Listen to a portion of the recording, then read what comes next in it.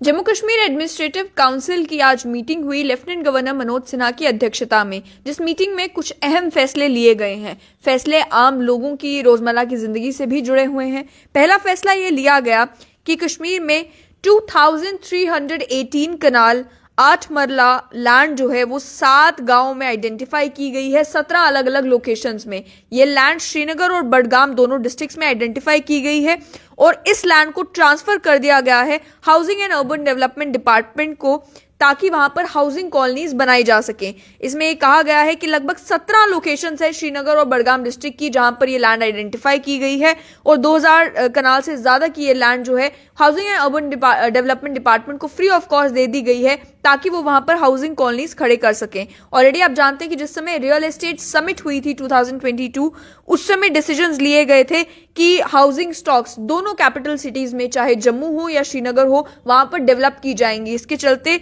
अब housing colonies बनाने के लिए श्रीनगर में तो कम से कम श्रीनगर और बडगाम में लैंड आइडेंटिफाई कर ली गई है। कंस्ट्रक्शन को लेकर ये कहा गया मीटिंग में कि एक इंपॉर्टेंट रोल ये प्ले करेंगे जम्मू कश्मीर की इकोनॉमिक, इंडस्ट्रियल, सोशल और कल्चरल डेवलपमेंट के लिए। एक तो डायरेक्ट एम्प्लॉयमेंट मिलेगी स्किल्ड और अनस्किल्ड लेबर को, ताकि इनडायरेक्ट एम्प्लॉयमेंट मिलेगी लोकल वेंडर्स और युवाओं को। जब हाउसिंग कॉलोनीज बनेंगी तो जाहिर सी बात है कि वहां पर शॉप्स भी खुलेंगी। जिस समय हाउसिंग कॉलोनीज बन रही होंगी, कंस्ट्रक्शन के लिए भी अलग अलग लेबर्स को लगाया जाएगा। और साथ ही में ये कहा गया है कि हाउसिंग की डिमांड जहां पर बढ़ रही है वहां पर लोकल एरियाज को डेवलप किया जाएगा जब ये हाउसिंग कॉलोनीज बन जाएंगे। आप जानते हैं आज भी किसी भी जगह पर जब घर बनना शुरू हो जाते हैं, हाउसिंग कॉलोनीज बन जाते हैं, फ्लैट्स बन जाते हैं वहां पर, तो उस एरिया में डेवलपमेंट फिर की जाती है। वहां पर फिर बिजली का निजाम भी बेहतर होता है, पानी का निजाम भी बेहतर होता है, सड़कें भी पहुंचती हैं, आसपास के लोगों का रोजगार भी चलता है, क्योंकि कहीं पर हाउसिंग कॉलोनी होगी तो आसपास वहां पर दवाई की दुकान भी होगी, खाने पीने की दुकान भी होगी, बाकी सारी दुकानें भी होंगी। इसमें यह भी कहा गया कि housing and urban development department जो है वो श्रीनगर डेवलपमेंट अथॉरिटी के साथ मिलकर फाइनलाइज करेगा कि किस तरीके का डिजाइन रहेगा इन हाउसिंग कॉलोनीज का, और बाकी जो मोडालिटीज है वो भी फाइनलाइज किया जाएगा। लेकिन स्पेशल फोकस इस बात पर होगा कि अफोर्डेबल हाउसिंग क्रिएट की जाए इन लैंड पार्सल्स के ऊपर। उसके अलावा जो दूसरा फैसला लिया गया वो भी कोविड-19 की वजह से जो ट्रांसपोर्टर्स को दिक्कत आई उसे ध्यान में रखते हुए लिया गया।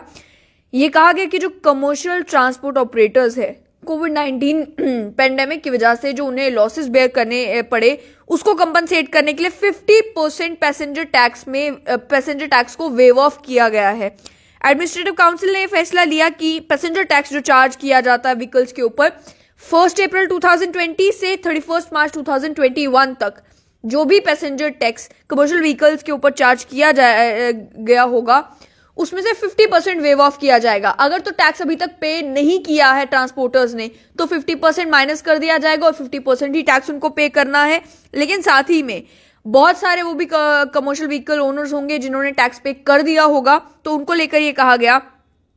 कि जो टैक्स वो ऑलरेडी पे कर चुके हैं, नेक्स्ट फाइनेंशियल ईयर में जो उनका टैक्स बनेगा उसमें उसको एडजस्ट कर दिया जाएगा। मान लिया जाए कि अगर किसी का 30,000 रुपए टैक्स बन रहा है तो उसमें 15,000 रुपए आपको वेव ऑफ कर दिए गए हैं, आपको 15,000 ही भरना है। वहीं दूसरी ओर अगर आपने 30 का 30,000 भर दिया है तो 30,000 आपका इस पीरियड में अगर टैक्स बना है तो 15,000 आपके अगले फाइनेंशियल ईयर में जो आपका टैक्स बनेगा उसमें से 15,000 माइनस कर दिया जाएगा। तो अगर किसी ने टैक्स ऑलरेडी पे ऑफ कर दिया है तो अगले फाइनेंशियल ईयर में जो भी लायबिलिटी वहां पर बनेगी उसमें से उस टैक्स को रिमूव कर दिया जाएगा। तो ये 50% पैसेंजर टैक्स वेव ऑफ, ये जो राहत है ये कमर्शियल ट्रांसपोर्टर्स को दी गई है ताकि जो कोविड-19 पेंडेमिक की वजह से आप जानते हैं कि मेट्रोडोर्स, बसेस जो है वो ऑफ रोड रही हैं, टैक्सी ऑपरेटर्स हैं, उन्हें बहुत ज्यादा नुकसान झेलना पड़ा है। तो ये पैसेंजर टैक्स को 50% वेव ऑफ करके थोड़ी सी राहत जो है वो ट्रांसपोर्टर्स को दी गई है।